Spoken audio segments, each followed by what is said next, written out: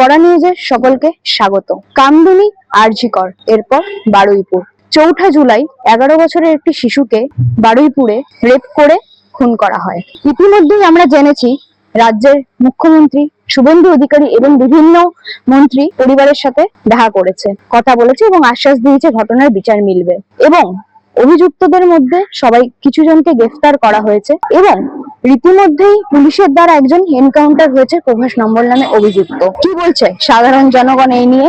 অন্যদিকে দেখেছি গতকাল রাজ্যের প্রাক্তন মুখ্যমন্ত্রী মমতা বন্দ্যোপাধ্যায় হাজরা থেকে একটি মিছিল তৈরি করেন।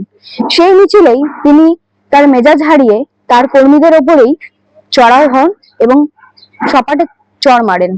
সেই বিষয়ে সাধারণ মানুষ কি বলছে জেনে নেব মানুষের দরবার থেকে।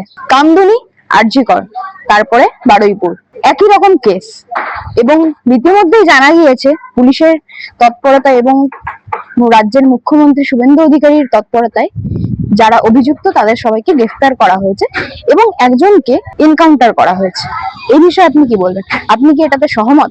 সহমত তো একদমই না। বারুইপুরে যে ঘটনাটি ঘটেছে অত্যন্ত দুঃখজনক একটি ঘটনা। নিহত যিনি শিশু ছিলেন তার পরিবারের প্রতি আমার আন্তরিক শোক জ্ঞাপন আছে, কিন্তু এটা শিওর যে গণপিটুনি বা উস্কানিমূলক কথাবার্তা বা কোনো গুজব ছড়ানো তো একদমই উচিত না।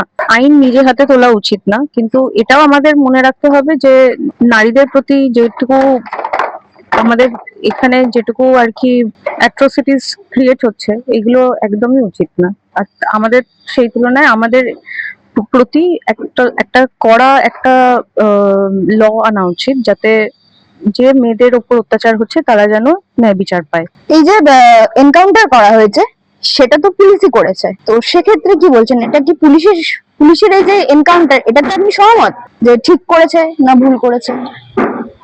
ইন্ডিয়ান লিগাল সিস্টেমে যদি কোনো রুলস না হয়, ইন্ডিয়ান লিগাল সিস্টেম যদি কোনো তাড়াতাড়ি কোনো যদি ন্যায় বিচার না দেয়, তাহলে আমার মনে হয় এনকাউন্টার করাটা অত্যন্ত ঠিকই কাজ করেছে। আচ্ছা, আরেকটা বিষয়ে যাব, সেটা হচ্ছে গতকাল প্রাক্তন মুখ্যমন্ত্রী মমতা বন্দ্যোপাধ্যায় যিনি হাজরামত থেকে মিছিল করেন এবং সেই মিছিলে ওনারই কর্মীদের ওপরে চড়াও হয় মেজাজ হারিয়ে এবং একজনকে চড়ও মারেন। এই বিষয়টাকে আপনি কিভাবে দেখছেন? এটা একদমই করা উচিত হয়নি। যদি নিজেরই দলের লোকেদের প্রতি উনি যদি এই ব্যবহার করেন, একটা সময় ওনার পাশেই ওনারা ছিলেন, ওনার দলের লোকেরাই ছিলেন, তো তাদের সাথে এইরূপ বিচার, এগুলো একদমই ব্যবহার এরকমই একদমই কাম্য নয়। থ্যাংক ইউ ম্যাডাম আপনাকে। আমরা দেখেছি কামদুনি, আরজি কর এবং এই মুহূর্তে বারুইপুর। এই যে গোটা বিষয়টা ঘটেছে ঘটনাটা, এই বিষয়ে আপনার কি মতামত? দেখুন, স্বাভাবিক তিনটে ঘটনাই আমাদের নারীদের পক্ষে কখনোই সঠিক নয়। আমি এটা বলবো পশ্চিমবঙ্গ সরকারকে, যেখানে নারীদের সুরক্ষাটা ম্যান্ডেটরি বেসিক হওয়া উচিত। কারণ যেখানে আমাদের নারীদের উন্নতি নেই, সেখানে কি করে একটা রাজ্যের উন্নতি হতে পারে? অবশ্যই এটাকে পুরোপুরি নিন্দার বিষয়, আর এটার ওপর যাতে আরো কাজ হয়, আরো যাতে নারী সুরক্ষা বাড়ে, আমি সেটারই প্রার্থনা করব।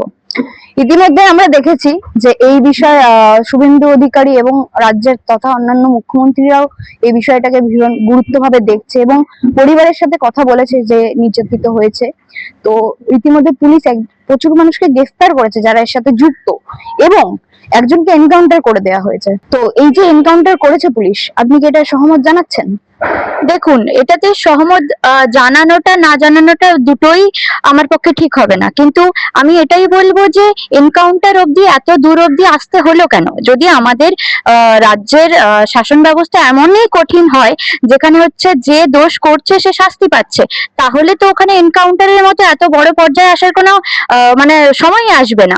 আমাদের স্বাস্থ্য ব্যবস্থার যে মূল ভিত্তি সেটাই কেন তৈরি ঠিক নয়, যে যার জন্য আমাকে হঠাৎ করে এনকাউন্টার অবধি যেতে হলো। অবশ্যই আমি বলবো, যদি আমি নির্যাতিতার বাড়ির লোক থেকে ভাবি, আমার বাড়ির লোক যদি কেউ হতো, সেখানে অবশ্যই হয়তো আমি মন থেকে খুশি হতাম যে না, ঠিক আছে, এনকাউন্টার হয়েছে। কিন্তু আমি এটা বলবো যে সঠিক প্রমাণ দেখে সঠিক মানুষকে যদি আমাকে কড়া শাস্তি দিতে হয়, অবশ্যই দেওয়া প্রয়োজন। আর আমি বলবো যে আজকে যদি অনেক ঘটনাই ঘটছে, এই তিনটে জিনিস নয় তো হাইলাইটেড, প্রত্যেক দিন আমি হিসেব করে আপনারা দেখতে শুরু করলে 60টা থেকে 70টা ঘটনা আপনি পুরো ইন্ডিয়ার মধ্যে পাবেন। তো সেগুলো আমার মনে হয় তার বেসিক রুল বেসিক আমাদের কিছু নিয়ম ব্যবস্থা থাকা উচিত, যেটার জন্য এই সাহস পাচ্ছে কোত্থেকে?